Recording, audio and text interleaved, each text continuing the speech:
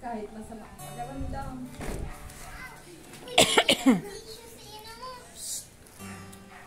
Kailangan mo.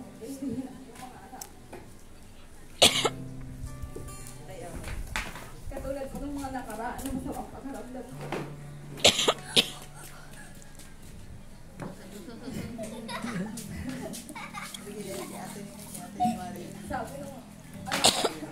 Sabi ni Genesis, inakala ko masamang pakiramdam mo, bakit lakad ka ng dakad? Sabi sa akin.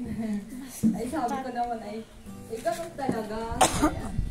Sabi, kahit masamang pakiramdam ko, ayaw ba ganyan na naintindi ko kayo? Sabi sa akin. Kaya yun.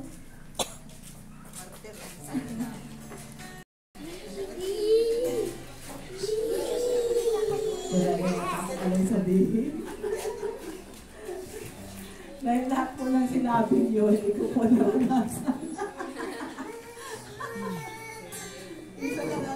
Isa lang ang naranasan ko talaga yung pagluwala.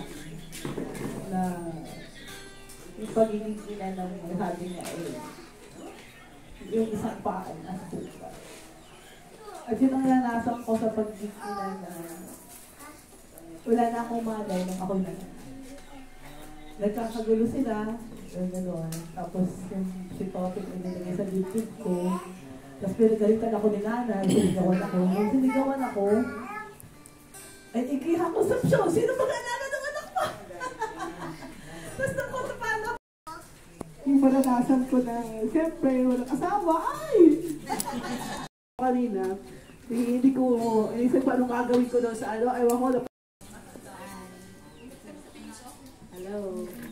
Ayan, ako ay nagpasalamat sa pagiging isang ina ko. Salamat at Happy Mother's Day po pala sa mga taga-Bacooro.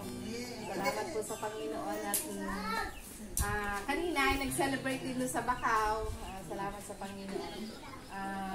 Sabi ko, double blessing yung aking kasi si Kuya Ronald yung nag-bless kanina sa amin doon.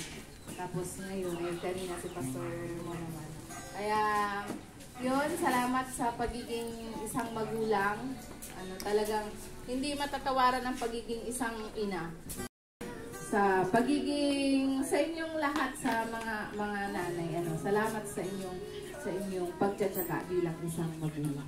Kaya yun, lang tayo, go lang tayo sa pagiging isang nanay. Although mahirap talaga, lalo na pag medyo